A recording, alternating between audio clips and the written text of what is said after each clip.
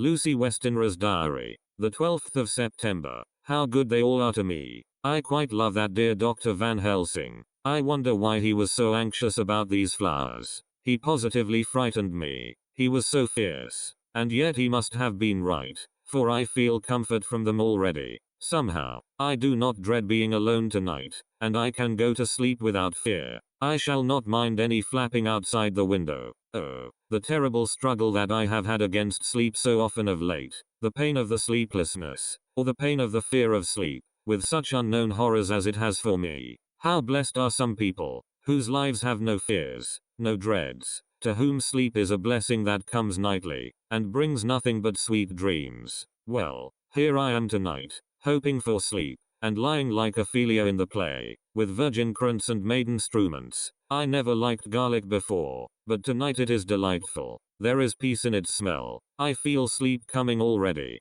Good night, everybody. Dr. Seward's diary. The 13th of September. Called at the Berkeley and found Van Helsing, as usual, up to time. The carriage ordered from the hotel was waiting. The professor took his bag, which he always brings with him now. Let all be put down exactly. Van Helsing and I arrived at Hillingham at 8 o'clock. It was a lovely morning. The bright sunshine and all the fresh feeling of early autumn seemed like the completion of nature's annual work. The leaves were turning to all kinds of beautiful colors, but had not yet begun to drop from the trees. When we entered we met Mrs. Westenra coming out of the morning room. She is always an early riser. She greeted us warmly and said, "You will be glad to know that Lucy is better. The dear child is still asleep." I looked into her room and saw her, but did not go in, lest I should disturb her. The professor smiled, and looked quite jubilant. He rubbed his hands together, and said, "Aha, I thought I had diagnosed the case. My treatment is working." To which she answered, "You must not take all the credit to yourself, Doctor. Lucy's state this morning is due in part to me." "How you do mean, Mom?" asked the professor. "Well, I was anxious about the dear child in the night, and went into her room. She was sleeping soundly, so soundly that even my coming did not wake her, but the room was awfully stuffy. There were a lot of those horrible, strong-smelling flowers about everywhere, and she had actually a bunch of them round her neck.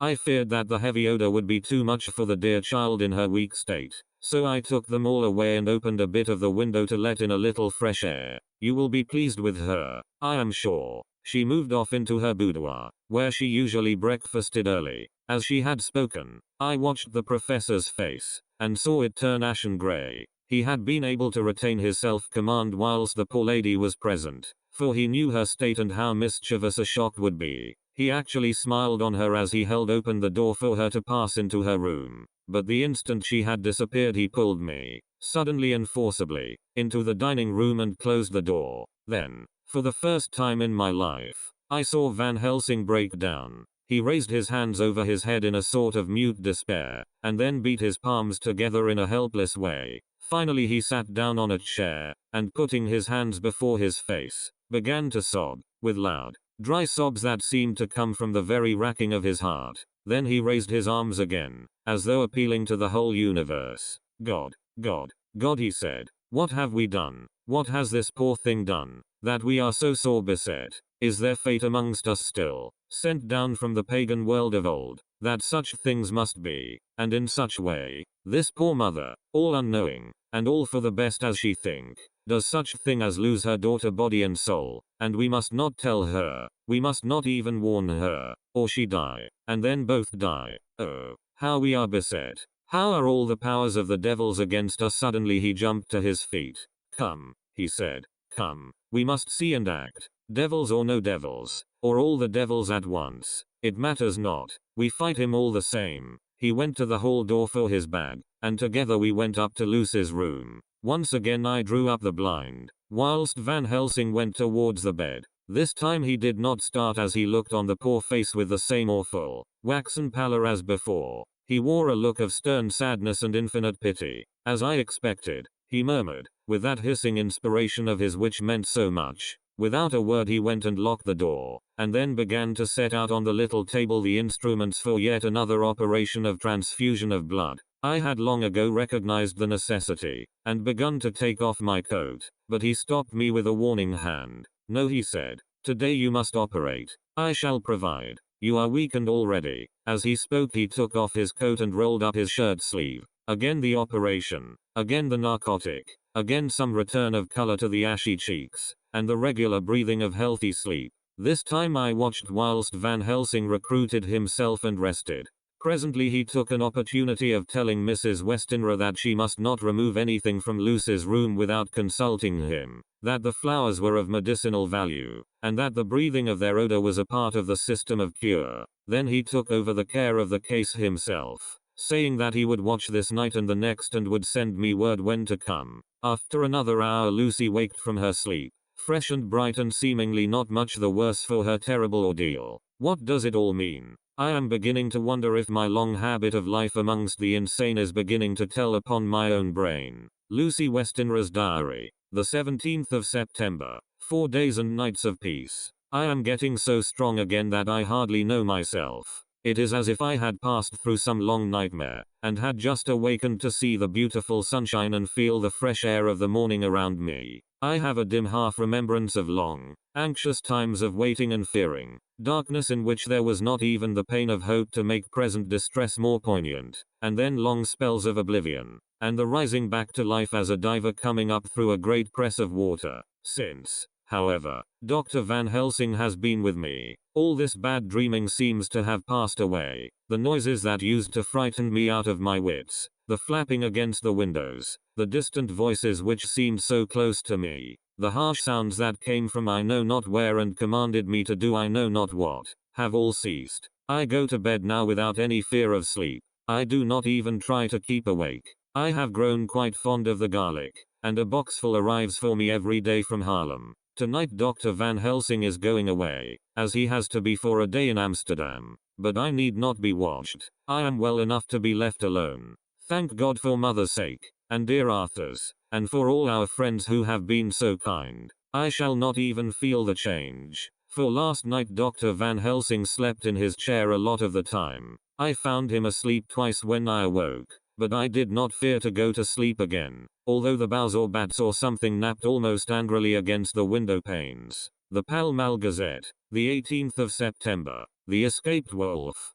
Perilous adventure of our interviewer. Interview with the keeper in the zoological gardens. After many inquiries and almost as many refusals, and perpetually using the words Pall Mall Gazette as a sort of talisman, I managed to find the keeper of the section of the zoological gardens in which the wolf department is included. Thomas Bilder lives in one of the cottages in the enclosure behind the elephant house, and was just sitting down to his tea when I found him. Thomas and his wife are hospitable folk, elderly, and without children, and if the specimen I enjoyed of their hospitality be of the average kind, their lives must be pretty comfortable. The keeper would not enter on what he called business until the supper was over, and we were all satisfied. Then when the table was cleared, and he had lit his pipe, he said, "Now, sir, you can go on and ask me what you want. You'll excuse me refers in to talk of professional subjects afore meals. I gives the wolves and the jackals and the hyenas in all our section their tea afore I begins to ask them questions." "How do you mean, ask them questions?" I queried, wishful to get him into a talkative humor. "Hittin' of them over the head with a pole is one way, scratchin' of their ears is another, when gents as is flush wants a bit of a show off to their gals. I don't so much mind the fust, the hittin' with a pole afore I chucks in their dinner, but I waits till they've had their sherry and coffee, so to speak, afore I tries on with the ear scratchin'. Mind you," he added philosophically, "there's a deal of the same nature in us as in them theer animals. Here's you a comin' and askin' of me questions about my business, and I that grumpy like that only for your bloomin' half-quid I'd a seen you blowed fust 'fore I'd answer. Not even when you asked me sarcastic like if I'd like you to ask the superintendent if you might ask me questions. Without offense did I tell ye to go to hell? You did. And when you said you'd report me for usin' of obscene language that was hittin' me over the head. But the half-quid made that all right. I weren't going to fight, so I waited for the food, and did with my owl as the wolves, and lions, and tigers does. But, law love yer art, now that the old ooman has stuck a chunk of her tea cake in me, and rinsed me out with her bloomin' old teapot, and I've lit hup, you may scratch my ears for all you're worth, and won't get even a growl out of me. Drive along with your questions. I know what yer a comin' at, that escaped wolf. Exactly. I want you to give me your view of it. Just tell me how it happened, and when I know the facts I'll get you to say what you consider was the cause of it, and how you think the whole affair will end. Alright, governor. This here is about the old story. That wolf what we called Berserker was one of 3 grey ones that came from Norway to Jamratches, which we bought off him 4 years ago. He was a nice well-behaved wolf, that never gave no trouble to talk of. I'm more surprised at him for wanting to get out nor any other animal in the place. But, there, you can't trust wolves no more nor women. Don't you mind him, sir, broke in Mrs. Tom, with a cheery laugh. He's got mindin' the animals so long that blessed if he ain't like a old wolf myself. But there ain't no harm in him. Well, sir, it was about 2 hours after feedin' yesterday when I first hear my disturbance. I was making up a litter in the monkey house for a young puma which is ill, but when I heard the yelpin' and howlin' I came away straight. There was Berserker a tearin' like a mad thing at the bars as if he wanted to get out. There wasn't much people about that day, and close at hand was only one man, a tall, thin chap, with a hook nose and a pointed beard, with a few white hairs running through it. He had a hard, cold look and red eyes, and I took a sort of mislike to him, for it seemed as if it was him as they was irritated at.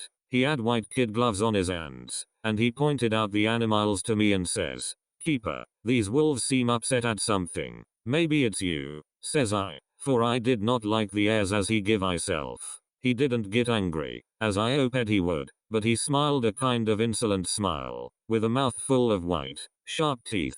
"Oh no, they wouldn't like me," he says. "Ah yes, they would," says I, imitating of him. "They always likes a bone or two to clean their teeth on about tea time, which you has a bag full." Well, it was a odd thing, but when the animals see us talking they lay down, and when I went over to Berserker he let me stroke his ear same as ever. That their man came over, and blessed but if he didn't put in his hand and stroke the old wolf's ears too. "Take care," says I. "Berserker is quick." "Never mind," he says. "I'm used to 'em. Are you in the business yourself?" I says, taking off my hat, for a man what trades in wolves, etc., is a good friend to keepers. "No," says he, "not exactly in the business, but I have made pets of several," and with that he lifts his hat as polite as a lord, and walks away. Old Berserker kept looking after him till he was out of sight, and then went and lay down in a corner and wouldn't come out the ole heavening. Well, last night, so soon as the moon was up, the wolves here all began howling. There warn't nothing for them to howl at. There warn't no one near, except someone that was evidently calling a dog somewheres out back of the gardens in the park road. Once or twice I went out to see that all was right, and it was, and then the howling stopped. Just before 12 o'clock I just took a look round afore turning in, and, bust me, but when I came opposite to old Berserker's cage I see the rails broken and twisted about and the cage empty. And that's all I know for certain.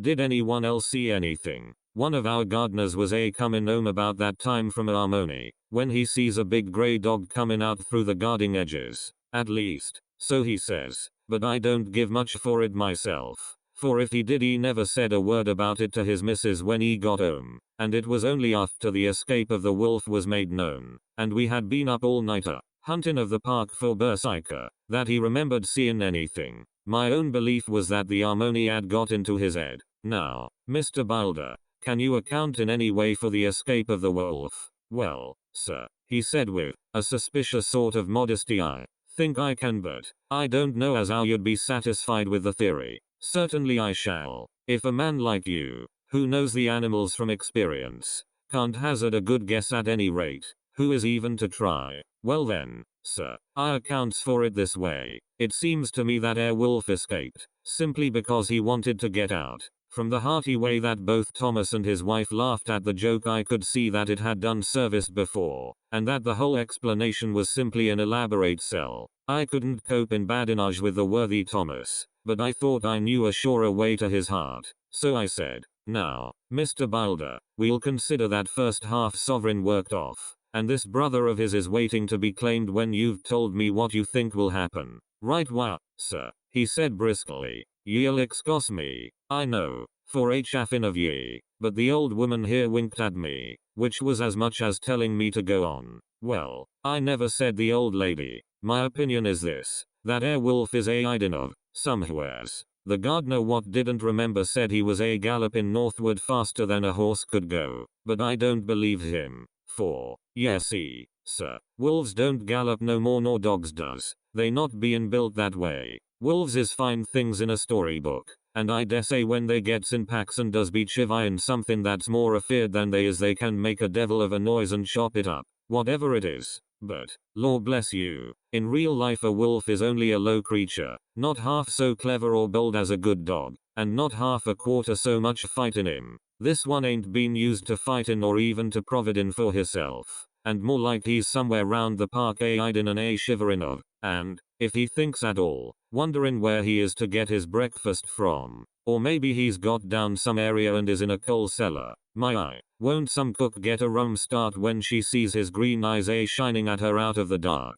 If he can't get food he's bound to look for it, and mayhap he may chance to light on a butcher's shop in time. If he doesn't, and some nursemaid goes a walkin' off with a soldier, Levin of the infant in the perambulator, well, then I shouldn't be surprised if the census is one babby the less. That's all. I was handing him the half sovereign, when something came bobbing up against the window, and Mr. Bilder's face doubled its natural length with surprise. God bless me, he said, if there ain't old Berserker come back by myself. He went to the door and opened it, a most unnecessary proceeding it seemed to me. I have always thought that a wild animal never looks so well as when some obstacle of pronounced durability is between us. A personal experience has intensified rather than diminished that idea. After all, however, there is nothing like custom, for neither Bilder nor his wife thought any more of the wolf than I should of a dog. The animal itself was as peaceful and well behaved as that father of all picture wolves, Red Riding Hood's quondam friend, whilst moving her confidence in masquerade. The whole scene was an unutterable mixture of comedy and pathos. The wicked wolf that for half a day had paralyzed London and set all the children in the town shivering in their shoes, was there in a sort of penitent mood, and was received and petted like a sort of vulpine prodigal son. Old Bilder examined him all over with most tender solicitude, and when he had finished with his penitence said, "There, I knew the poor old chap would get into some kind of trouble. Didn't I say it all along? Here's his head all cut and full of broken glass. He's been getting over some bloomin' wall or other. It's a shame that people are allowed to top their walls with broken bottles. This here's what comes of it.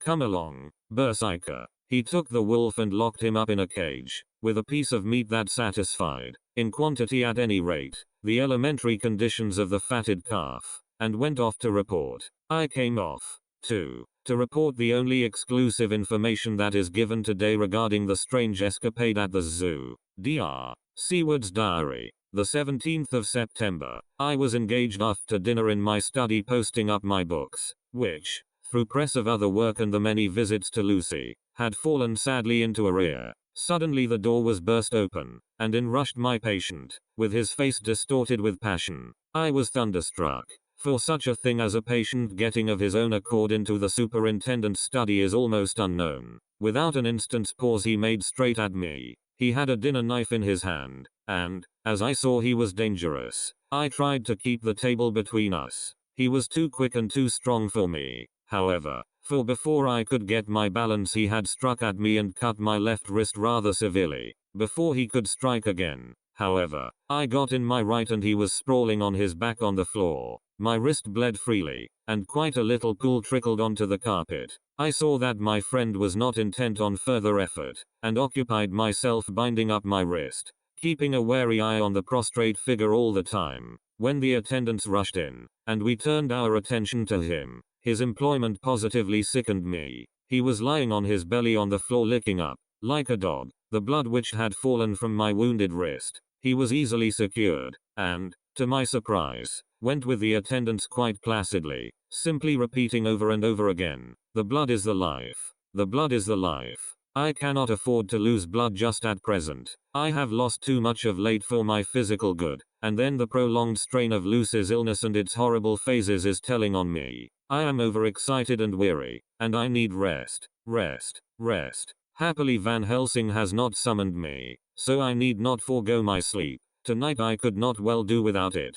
Telegram. Van Helsing, Antwerp, to Seward, Carfax. Sent to Carfax, Sussex, as no county given. Delivered late by 22 hours. the 17th of September. Do not fail to be at Hillingham tonight. If not watching all the time frequently, visit and see that flowers are as placed. Very important. Do not fail. Shall be with you as soon as possible after arrival. Dr. Seward's Diary. The 18th of September. Just off for train to London. The arrival of Van Helsing's telegram filled me with dismay. A whole night lost, and I know by bitter experience what may happen in a night. Of course it is possible that all may be well, but what may have happened? Surely there is some horrible doom hanging over us that every possible accident should thwart us in all we try to do. I shall take this cylinder with me, and then I can complete my entry on Lucy's phonograph. Memorandum left by Lucy Westenra. The 17th of September,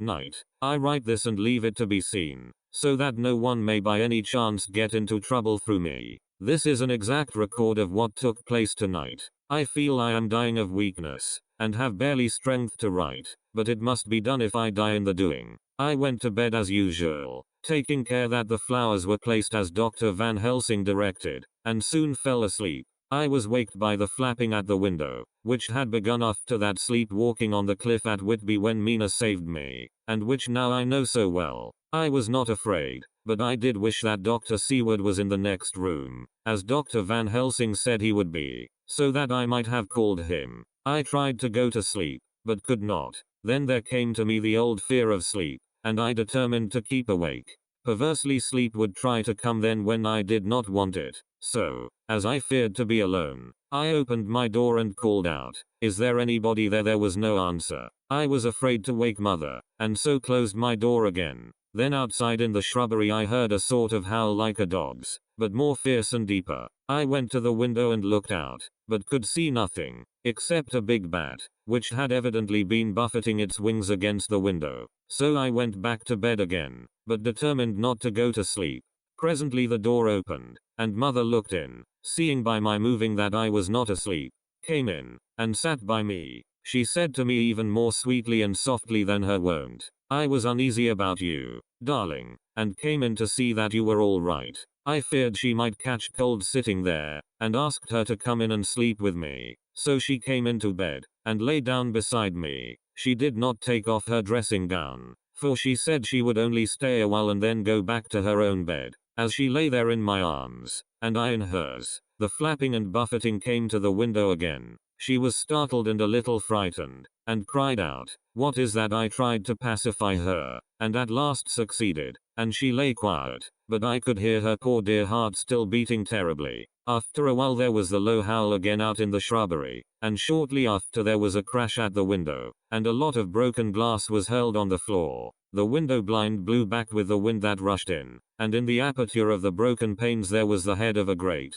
gaunt grey wolf. Mother cried out in a fright, and struggled up into a sitting posture, and clutched wildly at anything that would help her. Amongst other things, she clutched the wreath of flowers that Dr. Van Helsing insisted on my wearing round my neck, and tore it away from me. For a second or two she sat up, pointing at the wolf, and there was a strange and horrible gurgling in her throat. Then she fell over, as if struck with lightning, and her head hit my forehead and made me dizzy for a moment or two. The room and all round seemed to spin round. I kept my eyes fixed on the window, but the wolf drew his head back, and a whole myriad of little specks seemed to come blowing in through the broken window, and wheeling and circling round like the pillar of dust that travelers describe when there is a simoon in the desert. I tried to stir, but there was some spell upon me, and dear Mother's poor body, which seemed to grow cold already, for her dear heart had ceased to beat, weighed me down, and I remembered no more for a while. The time did not seem long,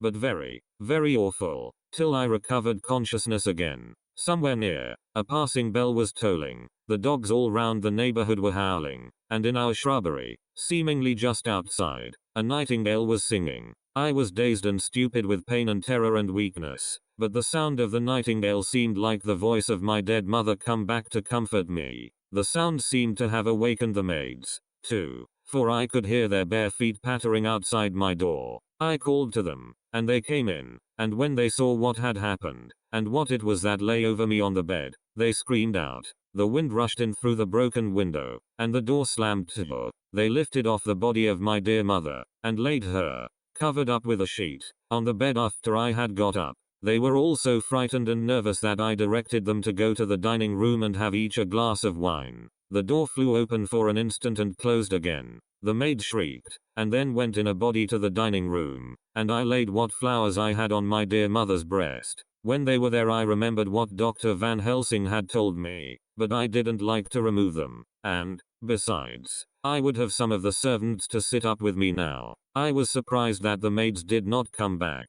I called them, but got no answer, so I went to the dining room to look for them. My heart sank when I saw what had happened. They all four lay helpless on the floor, breathing heavily. The decanter of sherry was on the table half full, but there was a queer, acrid smell about. I was suspicious, and examined the decanter. It smelt of laudanum, and looking on the sideboard, I found that the bottle which mother's doctor uses for her, was empty. What am I to do? What am I to do? I am back in the room with mother. I cannot leave her, and I am alone, save for the sleeping servants, whom someone has drugged, alone with the dead. I dare not go out, for I can hear the low howl of the wolf through the broken window. The air seems full of specks, floating and circling in the draft from the window, and the lights burn blue and dim. What am I to do? God shield me from harm this night. I shall hide this paper in my breast, where they shall find it when they come to lay me out. My dear mother gone.